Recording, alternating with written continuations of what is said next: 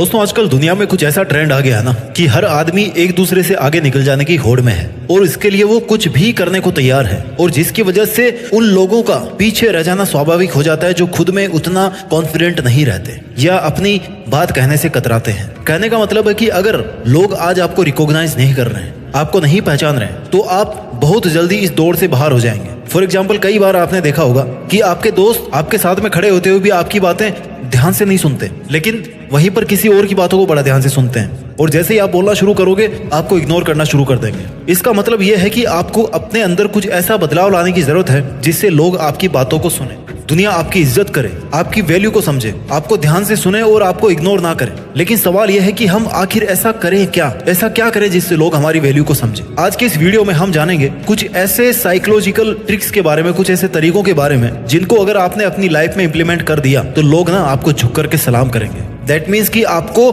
Seriously लेना शुरू करेंगे, आपकी बातों की वैल्यू करेंगे और आपको ध्यान से सुनेंगे। तो अभी इस पल के बाद में इस वीडियो को लास्ट तक देखने से पहले मत छोड़ना। मेथड नंबर 1, लोगों को ना कहना सीखो। लर्न टू से नो। दोस्तों, अगर आप किसी को खुश करने के लिए, उसको कंफर्टेबल करने के लिए उसकी हर बात में हाँ में हाँ मिलाते जा रहे हो ना, तो भाई ऐसा करना आपको नीचे ला रहा है, क्योंकि लोग आपको हल्के में लेना शुरू कर देते हैं जब आप उनके लिए हमेशा अवेलेबल रहते हो, जब आप उनको ना नहीं कह पाते। उनको तो पता है कि यार इसको तो मैं कहूंगा तो ये तो मान ही जाएगा, इसको क्या कन्विंस करना, लेकिन आप ना कहना सीखो। जी हाँ, आपके अंदर अपने कामों को छोड़कर दूसरों के काम को करना है कि नहीं करना, उसको आप अच्छे से फैसला करके उसके बाद में करो। जरूरी नहीं है कि आप इस पूरी दुनिया को खुश रखोगे तो आप खुश रह पाओगे, ऐसा नहीं है। दूसरों को खुश रखने की चाह में आप दूसरों के हर काम के लिए हाँ पे हाँ करते जाते हो, लेकिन धीरे धीरे वो लोग आपकी बात का फायदा उठा लेते हैं और आपके मुंह लग जाते हैं। देखते ही देखते आपकी वैल्यू का भी कचरा होने लगता है। मेथड नंबर 2, कि जरूरत के वक्त ही बोलो। Don't talk too much. अगर आप जरूरत से ज्यादा बोलोगे ना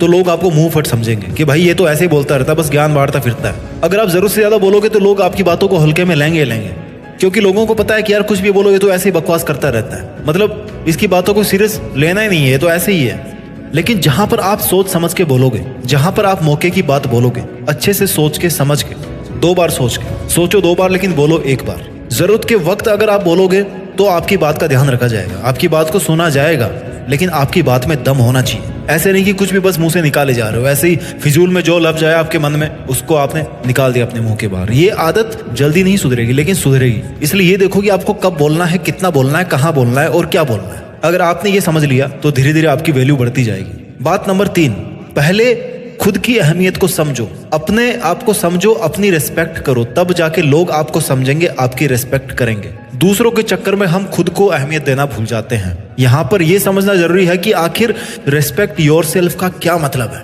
इसका मतलब यह है कि आप अपने जो प्रयास कर रहे हैं उसकी कद्र करो, आप अपने लक्ष्य की कद्र करो, अपना जो सेल्फ डिसिप्लिन आपने मेंटेन किया है उसको मेंटेन करो, उसकी आप इज्जत करो। और अगर आप आपके पास में जो कुछ भी है उनकी अगर आप इज्जत करोगे, चाहे वो आपकी क्वालिटी हो, चाहे आपके पास में फिजिकल पोजीशन हो, कुछ भी हो, अगर आप उनकी अहमियत समझोगे तब दूसरे उनकी अहमियत समझेंगे। अपने कामों में एक क्वालिटी लेके आओ, अपने वर्क में एक क्वालिटी लेकर के आओ, उसकी वैल्यू को समझो। पॉइंट नंबर 4, कि बार बार माफी मांगना बंद करो। हम सभी लोग इंसान हैं, हमसे गलती होना भी लाजमी है, लेकिन वही गलती अगर बार बार होती रहे तो ये गलती नहीं कहलाती। हम अगर किसी काम को लेके लोगों से छोटी छोटी बातों पर भी सॉरी बोलना शुरू कर देते हैं ना, तो लोगों की नजर में हमारी इमेज भी वैसी बन जाती है कि भाई ये तो ऐसे ही है। इससे भी बड़ी बात यह है कि जितनी बार सॉरी बोलकर दूसरों को या खुद को कंफर्टेबल करते हैं ना, उतना हमारे दोबारा गलती करने के चांसेस भी उतने ही ज्यादा होते हैं। अब हम तो बार बार सॉरी बोल करके एक तरफ से हट जाते हैं, लेकिन लोग क्या सोचते हैं कि यार ये तो ऐसे ही है, गलती करता है, सॉरी बोलता है, गलती करता है, सॉरी बोलता है, इसको तो हटाओ, इससे बात ही नहीं करनी, ये मतलब का इंसान नहीं है, काम का इंसान नहीं है, ये ऐसे ही है, फालतू का। इसलिए अगर आप किसी को सॉरी बोल रहे हो तो उसको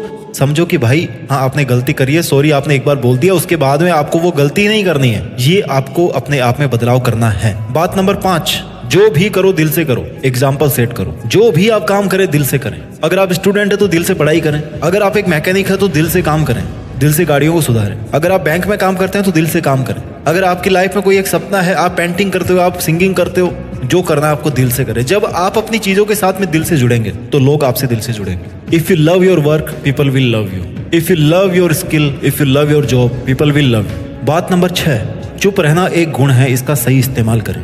एक बहुत ही मशहूर कहावत है कि मूर्खों के लिए सबसे अच्छा जवाब है कि आप चुप हो जाओ। लेकिन ये कहावत सिर्फ तभी ठीक बैठती है जब आपके सामने मूर्खों की टोली हो। कभी कभी हम वहां पर भी चुप रह जाते हैं जहां पर हमारी बोलने की सबसे ज्यादा जरूरत होती है। है ना। जहां बोलना चाहिए वहां बोलते नहीं है, जहां चुप रहना चाहिए वहां पे बोल जाते हैं, पूरा गड़बड़ हो जाता है। बोलना और चुप रहना दोनों कला है। बोलने से ज्यादा चुप कहां पे रहना है, ये सबसे ज्यादा बड़ी कला है। क्योंकि बोलता तो हर कोई है, बकवास तो हर कोई करता रहता है, लेकिन चुप कहां पे रहना है, किस बात पे रहना है, ये एक बहुत बड़ी बात है, बहुत बड़ा रहस्य है। इसलिए याद रखिए कि चुप रहना एक प्रकार का टूल है जो आपकी पर्सनल डेवलपमेंट के लिए बेहद जरूरी है। इसलिए उस टूल का कब, कैसे और कितना इस्तेमाल करना है, इस पर गौर करना आपकी जिम्मेदारी है। आपकी यही खूबी देखना देखते देखते लोगों को आपका दीवाना बना देगी। आदत नंबर 7, एक सकारात्मक दृष्टिकोण को अपनाएं। Keep a positive attitude and approach. बहुत से लोग ना हमेशा अपनी परेशानी को लेकर के दूसरों के पास जाते रहते हैं, उनको लगता है कि वहां से सॉल्यूशन मिल जाएगा, लेकिन होता यह है कि वो लोग जिनको वो अपनी प्रॉब्लम्स बताते हैं वो उससे चिढ़ना शुरू कर देते हैं। क्यों? क्योंकि प्रॉब्लम एक बार बताई जाती, 2 बार बताई जाती है, 10 बार बताई जाती है,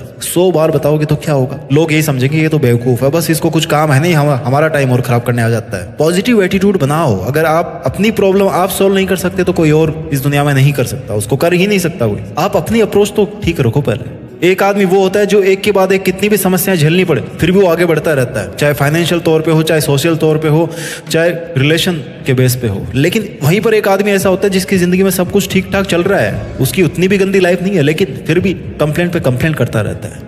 ऐसे आदमी की लोग इज्जत करेंगे? नहीं करेंगे। आदत नंबर 8, अपने जो कॉम्पिटिटर्स है ना उनकी हमेशा प्रशंसा करो। बहुत तगड़ा गुण है। अभी आप जिस भी लेवल पे हो आप अपनी लाइफ में, जब आप आगे बढ़ोगे धीरे धीरे आपके बहुत सारे कॉम्पिटिटर्स बनेंगे। आपको कॉम्पिटिटर्स को दुश्मन नहीं मानना है, आपको उनकी बढ़ाई करनी है। आपको ऐसा ढूंढना है कि ऐसा क्या है उनमें कि वो आपसे आगे है, या आपके कॉम्पिटिशन में है, या आपकी बराबरी में है, और ऐसा क्या है कि वो नहीं कर रहे हैं और आप करके उनसे आगे निकल सकते हो। लेकिन उनके मुंह पे और उनकी पीठ पीछे हमेशा अपने को उनकी बढ़ाई ही करनी है। भले ही आपके मन में ऐसा हो कि यार ये कैसे निकल गया, मैं इसको कैसे पीछे छोड़ूं, जो कि स्वाभाविक है, लेकिन आपको कभी भी उनकी बुराई नहीं करनी है, उनकी प्रशंसा ही करनी है। ये एक बहुत बड़ा गुण है कि आपके जो प्रतिद्वंदी भी होंगे ना वो भी आपकी बड़ाई करना शुरू कर देंगे, वो भी आपके फैन बन जाएंगे, वो भी आपको वैल्यू देना शुरू कर देंगे। कभी भी अपने दुश्मन को कमजोर नहीं समझना चाहिए। आपका दुश्मन नहीं, हालांकि वो आपका कॉम्पिटिटर है, but in some concept he is your enemy because he is killing the field. वो उस मुकाम पे पहुंचने की कोशिश में है जहां पर आप पहुंचना चाहते हो, है ना।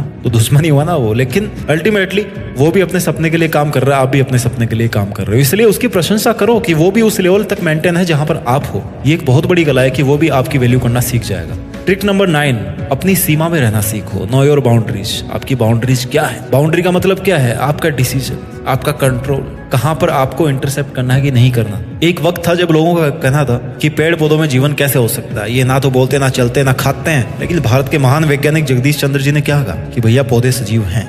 जब इस बात को शुरू में नकारा जा रहा था ना, तो उन्होंने किसी का विरोध नहीं किया, ना ही किसी को मनाने की कोशिश की, बस अपने काम पे ध्यान दिया और एक्सपेरिमेंट को सफल बना करके बातों को सही साबित किया। ऐसा वो इसलिए कर पाए क्योंकि उनको अपनी सीमाएं पता थी कि मेरी सीमा है काम करना, किसी को मनाना मेरी सीमा नहीं है, वो मेरी सीमा के बाहर है। ना ही वो बैठ करके रोए, क्योंकि रोना उनकी सीमा के बाहर था। उनकी सीमा के अंदर था कि खुद का काम करो, खुद खुश रहो, बस। उन्हें अपने पर विश्वास था। उन्होंने अपनी सीमाओं से बाहर जाकर के किसी की चापलूसी नहीं करी, वो काम नहीं किया जो उनको नहीं करना चाहिए था, उन्होंने वो काम किया जो उनको करना चाहिए था। ऐसे बहुत सारे लोग हैं दुनिया में जो अपनी सीमा में रह करके वो काम करते हैं जो उनको करना चाहिए। आदत नंबर 10, समय के पाबंद रहो और विनम्र रहो। B punctual and stay humble. आपके दफ्तर में ऐसा कोई ना कोई बॉस आपको जरूर मिला होगा कभी, या आपके कॉलेज में कोई ऐसा टीचर होगा, या आपके फैमिली में ऐसा कोई मेंबर होगा जिसके सामने ना कोई कुछ बोलता ही नहीं है, लेकिन पीठ पीछे बोलते हैं कि यार वो मेरे को ऐसे बोलता है, वो उसको समझाओ, कोई मेरी बात नहीं मानता हो। जी हाँ, हमारी लाइफ में ना कोई एक ऐसा प्राणी जरूर होता है, चाहे आपके ऑफिस में, चाहे आपके कॉलेज में, चाहे आपके रिलेशन में हो, चाहे फैमिली में हो,